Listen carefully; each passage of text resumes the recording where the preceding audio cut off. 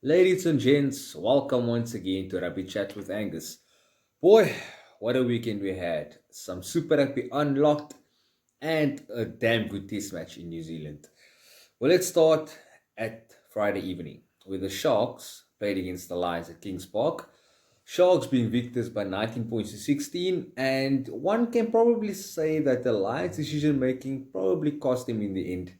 Um, they had opportunities to score and convert, and things just didn't go their way. It's all about the bounce of the ball, or even the upright in that matter. But it's been a real tussle between these two sides, and I know if you guys have followed, for you those of you who have seen it, that I put up a Super Brew pool, and it's a funny story. My predictions were bad. I got the Sharks game right, I got the Griquas game right, as well as the Cheetahs game, but my margins were way off. And the funny part is that I introduced my girlfriend to Super Brew, and she came second in the pool after the weekend, and I came 16th. So it's her first time playing, and I've been playing for the last 5 years. Just goes to show rugby is a funny game. But well done to her, and well done to everyone who's been doing well in Super Brew.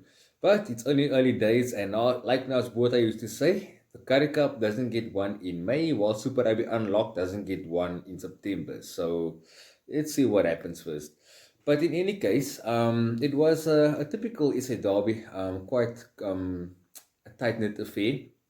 And the Sharks are actually doing well considering the injuries to Apelele Fassi, Makazolu Mapimpi playing in Japan right now, and a few other disruptions they had to their team as well, But Sukumbuza Noche, deservedly getting the man of the match. He's just continued where he started this season. He was an absolute beast for the Sharks since moving from the Stormers, and it's good to see the man enjoying his rugby again, and the Sharks getting a well-deserved win on the day. Then we went to Bloemfontein. And again, margin wise, I didn't expect this. The Cheetahs absolutely running away with it in that first, you can say 40, 50 minutes against the Pumas. In the end, won it by 53 points to, we'll just double check. It was 53-31, yes. And the Pumas had no answer in that first 40, to be honest. They were totally they were run off their feet. Like they were not in that match for that whole 40 minutes. And only later on they actually adapted to the pace of the Cheetahs. But a very impressive display, especially from I think the veterans Ruan Pinar and Franstein. I feel that they controlled the match to a T. Like they will keep pushing the Pumas back into the 22 with grubber kicks and chip kicks and just well executed tactical plays from the two guys, the two World Cup winners in the Cheetah side.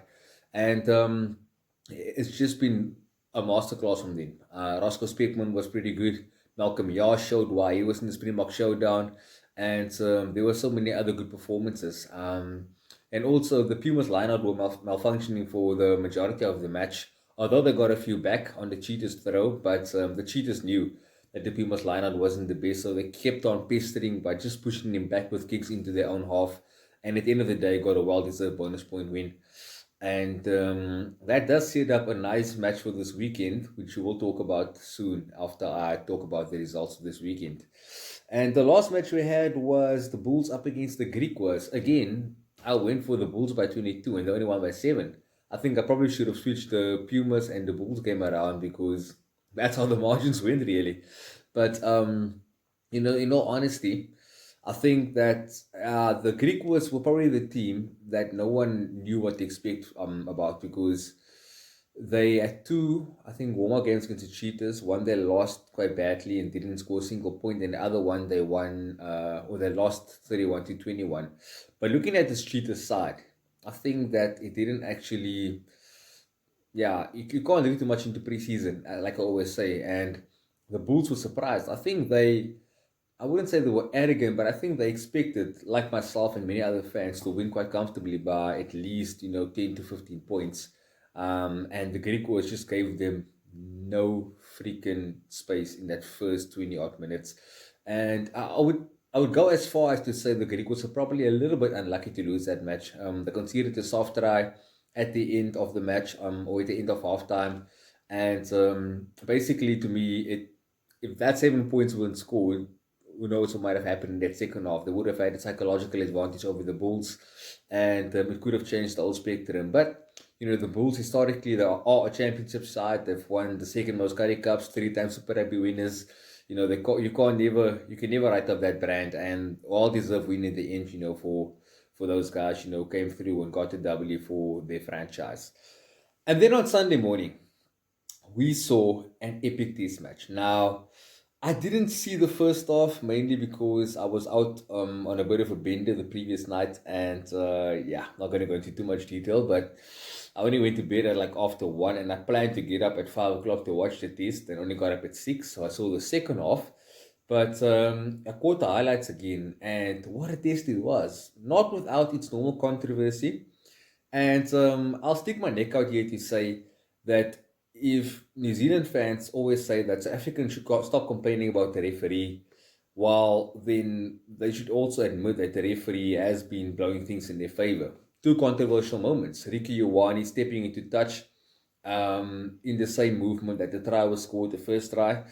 And secondly, in the 84th minute, after Reece Hodge missed that monster kick by the narrowest of margins, you can even say millimeters, hitting the upright, leaving Nick White with a mouth so wide open that you can actually send the space shuttle in there. The Wallabies came back and they managed to turn the ball over and went on to the attack, but then a turnover took place and there was hands in the ruck as far as I can remember, and it was an illegal turnover at the end of the day. It should have been a penalty in front of the sticks to the Wallabies, and they would have probably started the kick and won the game, and in the end, in the 19-year-old drought that they had in New Zealand. So it's a tough one, but kudos to the Wallabies and kudos to Dave Rennie. I spoke to you guys last week about what I think of him and how I think the Wallabies will improve under him. Um, Number one, what I can basically just out of the match that I saw, I can take out is the culture has changed. These are guys that actually respect the coach and want to do well for them. Whereas I think with Chika, he was very much biased to Waratahs players for one, and secondly, Chika, yeah, he's not. I don't want to badmouth a guy, especially not a coach, but he's not a people's person. Like I don't know if you guys remember, I think it was in 2018, that same weekend, the Box basically blew the game against New Zealand in Pretoria. Later that evening, they played in Argentina. And I don't know what Chica said to those guys at halftime being so far behind. They went out to win the match, but he was so freaking rude, in that change room. But yeah, I can't judge a man on what I see. I know he likes to break disc and he's been in some sort of controversy before, but I just feel that the Wallabies now as a coach, albeit a Kiwi, that the players respect and the players want to play for. And I think the culture is getting right. They are working on the culture. And at the end of the day, if you can get the small building blocks in place, like the box did, like the box did under Rassie Erasmus, if you can get those sort of building blocks into place, then things will look better going forward. So well done on the Wallabies. I think this weekend's test will provide us with a bit more clarity as to where they are because they play at Eden Park and no one has won there since the French of '96. So we are talking a very, very long time ago, 20 plus years for that matter. But anything can happen. It's a rugby match, 80 minutes, and who knows what may happen on the day. But historically, the All Blacks tend to give a damn good performance after the Wallabies either beat them or gave them a challenge. So who knows what happens this time around. But I'll get to the predictions later on, and then we'll talk about that match in more detail. And yeah, also just this weekend's matches. So we are at the predictions, my bad, but not at the test match as of yet. So this weekend is quite a big one. The first match on Friday evening, we see the Cheetahs up against the Bulls. Now the Cheetahs running riot against the Griquas or against the Pumas this past weekend. Against the Bulls side that actually struggled against the Griquas. Now you can't read too much into it. It's only around one, but I do feel that the Cheetahs playing at home might just have the upper hand, and I feel they'll sneak it by 8. But I'm not saying you guys should use my predictions because I'm 16th out of 20 in my own pool, so it doesn't bode well for my record. But this is my view, and you can do it what you want. And secondly, we have the Griquas up against the Pumas. Now, What I've noticed and what I've mentioned as well of this past weekend is that the Cheetahs, they played with such a quick pace and intensity that the Pumas couldn't handle, and it took them about 15 minutes to get into the game and get used to it. And the Griquas play a very similar type of game. They were quite fast on the Bulls, and they were so nippy on the Bulls as well. And if they actually do the same what the Cheetahs did, and they do play this very similar way, then the Pumas can either be in for a big score again, but I think they would review that game and, try that it doesn't happen again. So I'll say the Cheetahs will win it quite comfortably, but by 13 only. Or not the Cheetahs, sorry, the Greek was. I'm talking in fucking circles here. Anyway, and then the last match is Stormers up against the Lions. Interesting one. We haven't seen the Stormers played, except for Superhero Saturday or Superfan Saturday, and it's still no Dutour, Ruanel, or Siabelo Sonatla for them. But their depth in wingers are quite good. They have guys like Lowland Zas and Shishlin Zuzula that hasn't played a game yet for the Stormers. Idol van der Merwe is on the books, I think. So they do have some decent depth on the wing department.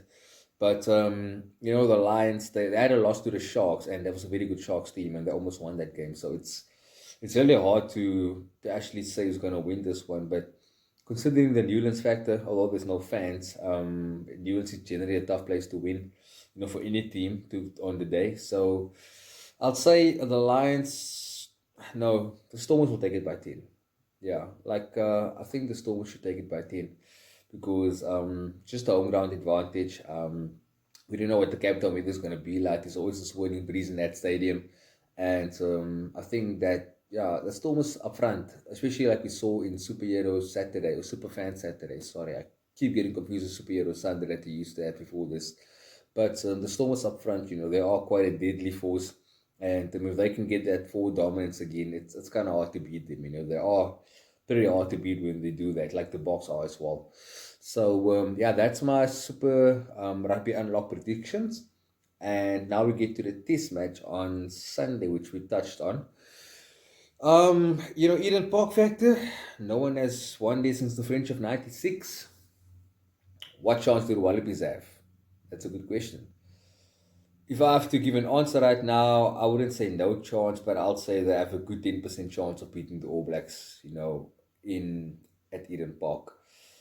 But in saying that, you never know what can happen. I feel that the Wallabies, they've struck a bit of a balance in how they want to play. It's not just Chico who believes that running everything is the way to go. And, I think Rennie is a bit more, I wouldn't say more conservative because the Chiefs used to play a damn good band of rugby. They won him 2 back-to-back titles under Rennie. But they were quite a balanced team at the point in time as well. The time, their kicks, their passes, their attacks well, and even the set moves that the Wallabies used. The one try that James O'Connor did the loop around, I think, and got try to Mariko Korobete on the weekend. The All Blacks got caught off guard and they got beaten in that move. So it's just one of the things. It was a glimpse of what the Wallabies can do and what they will get better at in the future. So I'll still say All Blacks by 11, but I don't think it'll be more than that. All Blacks will win this match, but they won't win by anything more than 11.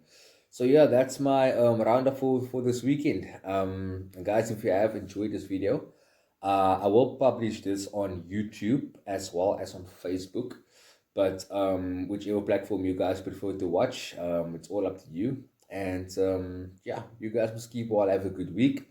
And enjoy this weekend's rugby. I know it's only Tuesday today, but the week goes so quickly, and then before you know it, it's Friday evening. The beers are in the fridge, the rugby's on the television, the meat is on the braai, and everyone is happy. So, let's hope for a good week. Have a productive one. Be safe, stay cool, and thanks for the support yet again. Cheers.